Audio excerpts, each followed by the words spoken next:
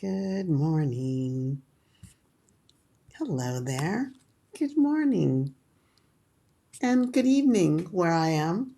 Good afternoon for those of you who are in afternoon places. Many blessings to you. I'm Valerie Renee Shepherd, coming to you live from the Hartley Center for Mindfulness and Self-Mastery. And it's another Hump Day Happy Chat with Dr. Valerie in the house. Here we are. Let's turn up the volume, make sure we got everything going here.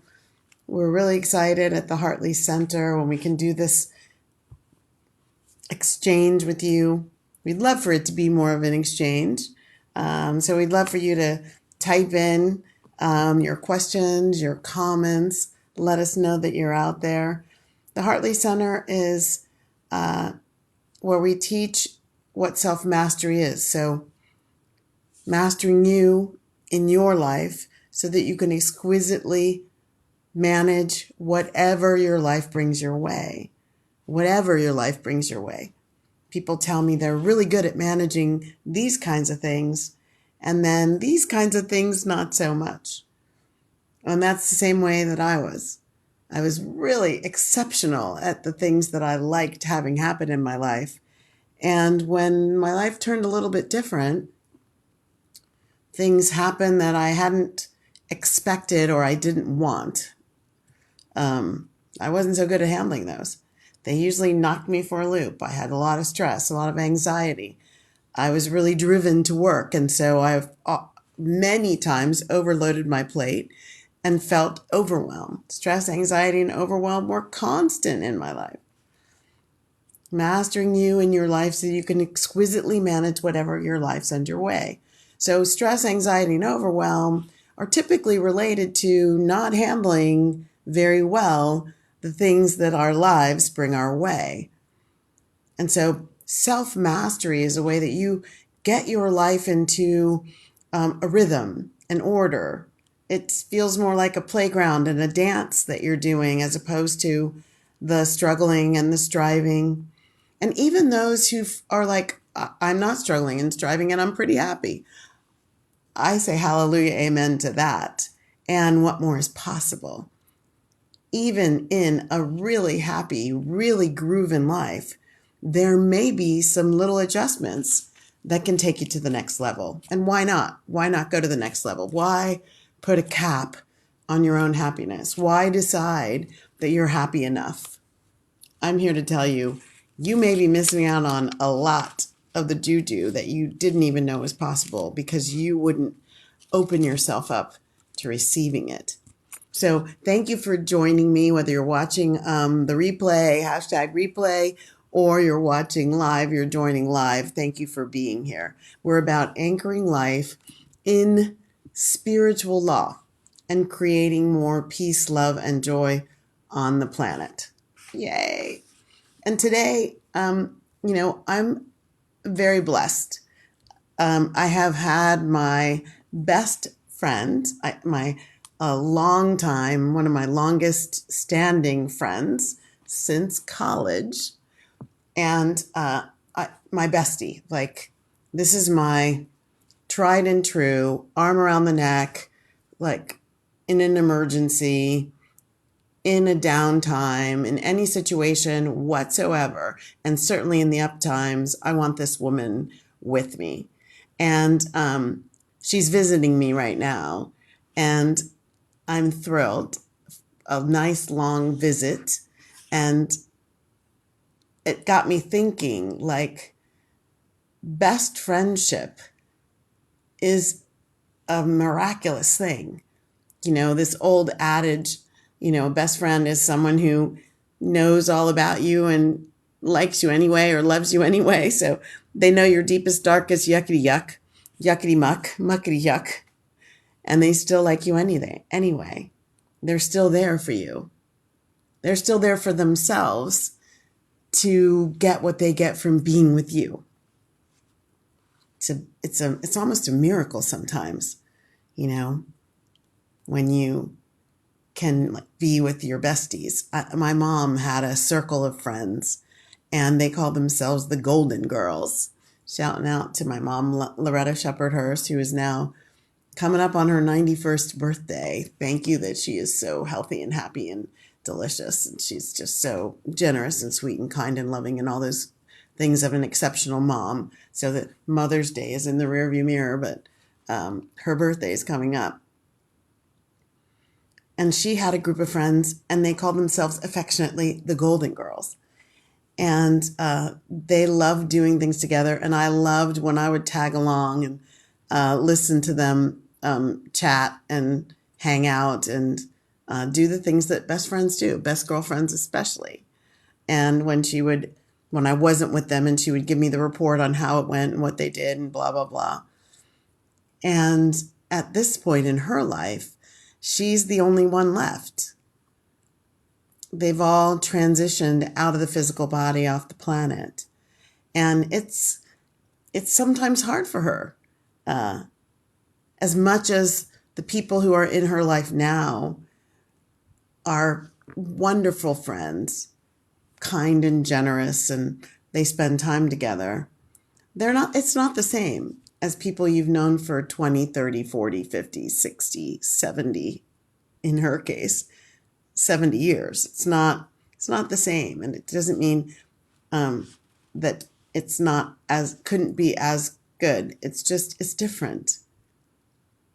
So I wanted to, it triggered in me, I should probably talk about friendship today, because what I know in my life and in the lives of my students and my clients and a lot of the people that I talk with, there is this idea that the best friend is the penultimate relationship. And I'm going to challenge that. It's not, according to me. The best friend is a great foundational place. It's a great thing to say we have one, to know that we have a best friend, and maybe even to be a best friend. Like, am I best friend material? Am I really, that for someone? Those are great questions, and it's a beautiful thing to have. Friendship is this relationship that's built on a mutuality, right? Mutual affection, mutual likes and dislikes, some interpersonal bonding that's deeper. I mean, when I was growing up, my mom was very astute at helping us see the difference between an acquaintance and a friend. And a friend was much deeper, a much deeper affection, much deeper bond. Not just a classmate, someone that you see at school, not just a colleague or coworker, but a real, buddy, your pal, somebody really dear, near and dear to the heart.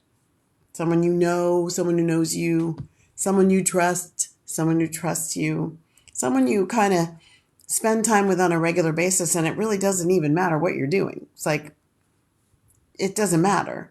Like, silence is just as golden when they're sitting there. You don't have to fill the time with chatter, silliness. You don't have to perform. Anybody out there perform for belonging, for friendship? It's a space where I feel totally comfortable being 100% me and never looking back and not worrying about it, not wondering, oh gosh, I wonder what she thinks about me having just done that or having just said that or not wanting to do this or wanting to do that. It's that place of relaxing into the belongingness of the partnership. A lot of people consider their best friend their partners, their mates, and that's beautiful. Awesome. Nothing that I'm saying today is to take away from any best friend relationship that you have, wherever you found it, whatever you're doing with it. The fact that you call it a best friend relationship, that's not at all in question here. I do suggest that you think about one place that you may need to create a bestie relationship that you don't have yet. So before we get there, let's think about the essential things. Like, what are some qualities? I would love it if you type in to the, whether you're watching the replay or live, if you could type into the comment section, like, what are some qualities that you look for before you bless someone as your bestie? So some things that are really important to me are that I feel 100% safe and comfortable letting all of me hang out. Like, there's no pretense. I don't have to pretend I'm happy or happier than I am, or that I'm comfortable. I can do all of me exactly the way I am that day, exactly the way I am in that moment, and feel safe. I can feel supported. I love when friends, really receive me and say, even if they have something they would like to share that's a counterpoint to what I'm saying, I still feel supported. They let me know, okay, I understand what you're saying, but I also want you to think about this point. When my battles for me, I hope that I don't create very many battles these days, but I don't need them to, go fight on my behalf unless I'm incapacitated and can't do it. I did have people who were like, give my daughter the shot. I call that the terms of endearment moments. Like, when someone has to advocate on my behalf because I'm incapacitated and can't do it. Wow, that's loyalty. In some of those instances, most of those instances, that best friend was my mom. But there's loyalty. They're there like, no matter what. There's honesty. We are honest with each other. There's a level of non-judgmentalness. So they might be going, that's interesting that Valerie's doing that.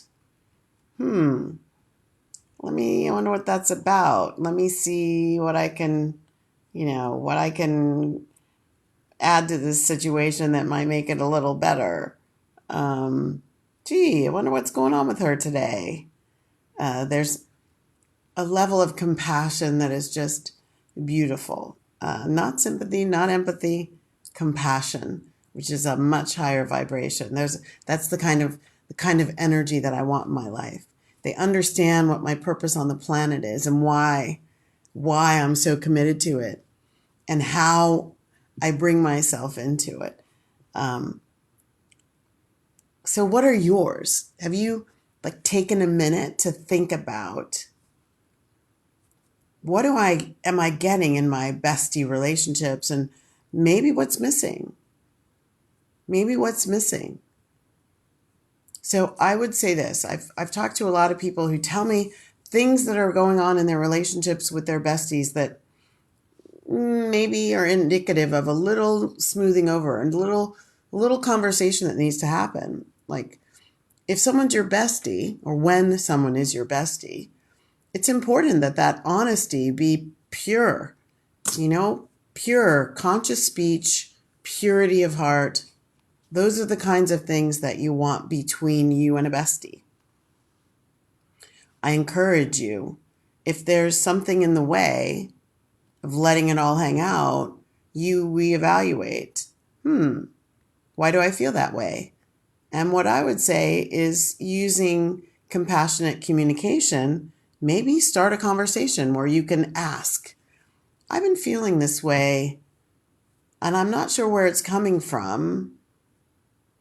I feel it when I'm with you, and I'd love to know what you're feeling, and maybe there's something that we can do some dance with, and maybe there's something that needs to be cleared in the air between us. I don't know, but just want to check in. I encourage you to do that. If there's any way that your bestie, you're not able to be 100% honest and truthful with your bestie, you got to clean that up.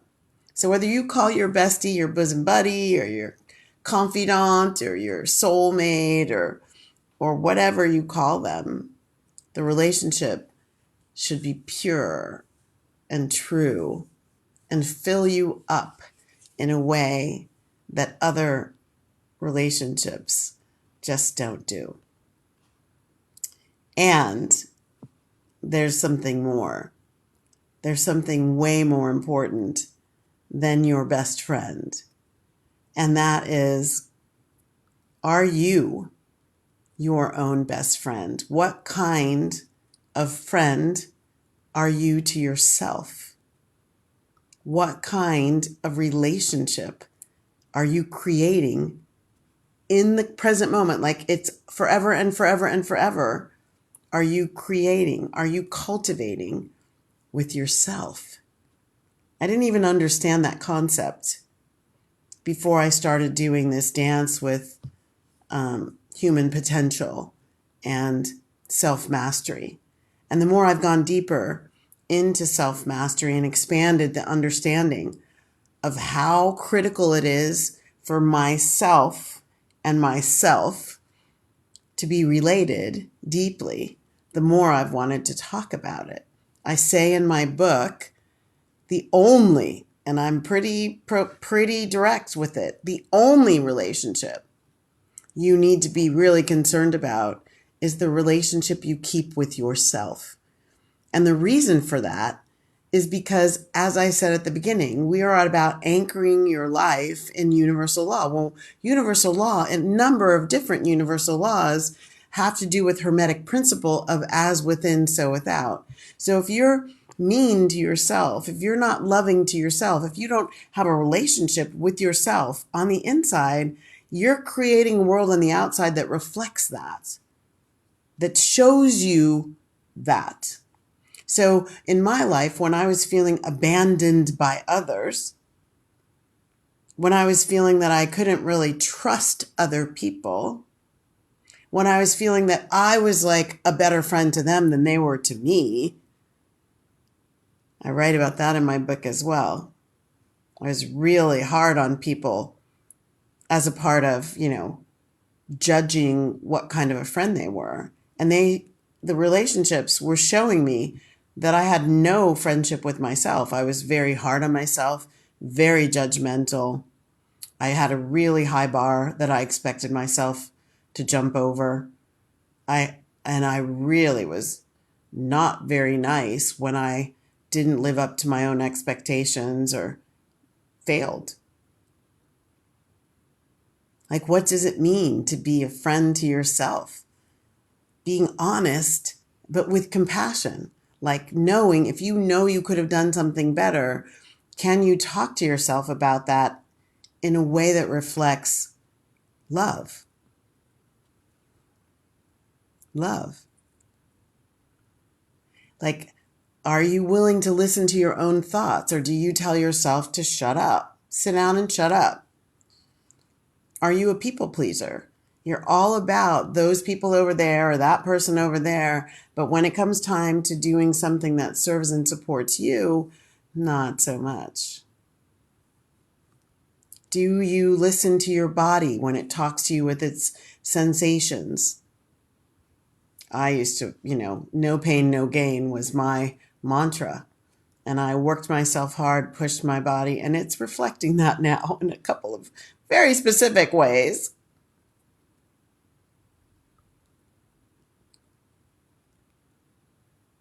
I hope this is triggering something important in you to check in on. Not from a judgmental place, not from a place of beating yourself up, but from a loving place of, can I do this better? So there is an aspect of life in the human body, in the earth realm, that is dense and heavy, and it has some stuff going on. And how is it? How do you treat yourself as you deal with those things? As I mentioned stress, anxiety, and overwhelm a minute ago. How are you loving yourself through that? What aspect of you is calling you to be either friend, loving companion, trustworthy caretaker, or judge, jailer, executioner to yourself? Are you helping yourself meet the challenges of the day? Or are you just getting frustrated with yourself that you can't meet the challenges of the day?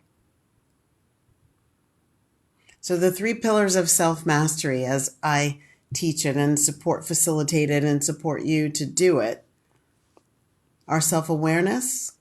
That's knowing yourself deeply, not the surface stuff of I like chocolate, and I do. I love roses too. I've got roses sitting on my desk because I love them. My girlfriend's visiting me and I just love her. It's not the surface stuff. It's the deep stuff. Like, where do you have pockets of self-hatred? Like, where are you holding on to resentments from decades ago and not realizing that it's poisoning you? Where do you still take issue with your physical appearance and make yourself wrong because you'd like to have a hot dog at the barbecue, or you want a handful of potato chips or some ice cream? Are you listening to yourself, or are you just pushing yourself away? Self-awareness, what do you want? What are you doing? Self-acceptance, allowing yourself to be exactly as you are, whole, because you're loving all those parts that seem disenfranchised back into yourself as whole you. Self-acceptance, I accept that I did not do that very well. And what am I going to do differently to do better in the future? I accept that I really don't like this, and I'm going to stop doing it, or eating it, or being with it. How can you be more accepting? How can you be more accepting of all aspects of you, especially the wounded, upset pieces? And then last is self-love. Can you write a love letter to yourself? And what would it say? Would it be surface stuff? Or would it be deep? I love your tenacity and how close you can get to other people. It's vulnerable to be close to people. Intimacy is scary. Into me see. Ooh, we're not talking about sexual intimacy. I'm talking about relationship intimacy. Into me see. Being your own best friend means investing in these 3 pillars of self-mastery before and more than you invest in anything else. So let's evaluate you as a best friend. Here's how you can check in on, gee, what's my relationship with myself really like? What's it based on? How am I cultivating it? How am I furthering it? Here are a couple questions you can ask yourself, and then listen to the answers, and then make some changes. What do you say to yourself when you make a mistake? Imagine that you're cooking something and you go to drop some salt in. This happened to me here. It's a salt shaker that I don't even know how to use anymore. It's a salt grinder thing or something. And I think a piece is missing, but I didn't know it. And I turned it upside down and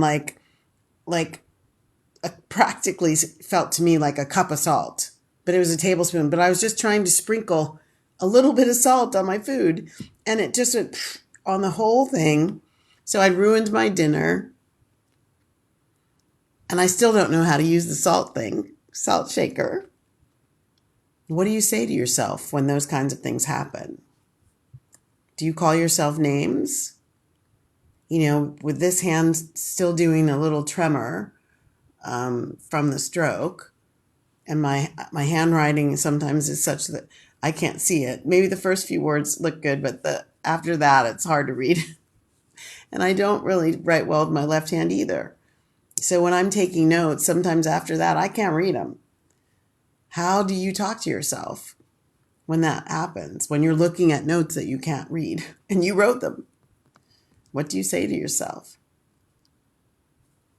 With any of your inabilities, what do you say to yourself? How are you treating yourself?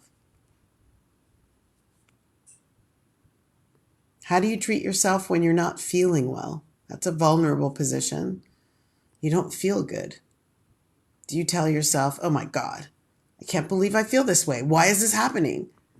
I really wanted to go out tonight. My body's doing all this weird stuff. Or do you say, I guess I'm being asked if I really need to go out tonight. Let me check in.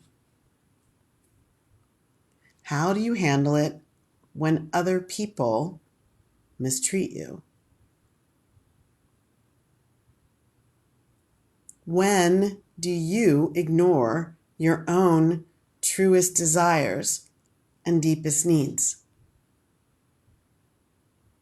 These are all questions that will let you see if you've got a good relationship with yourself, especially if you're really good at protecting your friends from people who mistreat them. You're really good at nurturing your friends when they don't feel well. You're very good at propping your friends up when they've made a mistake. You're very good at helping your friends notice their own deepest needs and true desires. Those are all beautiful, beautiful best friend contributions. And this question is not an either or. It's not do it to yourself and not to them. It's start with yourself and watch it become even deeper and richer with them. The relationships outside of us are a reflection of the relationship that we keep in here, in our heart, for ourselves. In your heart, for yourself. Self-awareness, self-acceptance, self-love. You don't, this is a quote from Maya Angelou, one of my favorites. You don't need another person, place, or thing to make you whole. God already did that. Your job is to know it. So this, I think, speaks very well to me when I felt like I didn't belong anywhere. And so I was looking for love in all the wrong places, trying to get it outside of myself. That can't happen unless I'm also giving it to myself. From me, to me, for me, about me. I like this one too. You know, y'all know I love some quotes. True friends are like diamonds, bright, beautiful, valuable, and always in style. That's from Nicole Richie. So be the bright, beautiful, valuable, and always in style best friend to yourself. Love yourself first, and everything else will reflect that love back to you.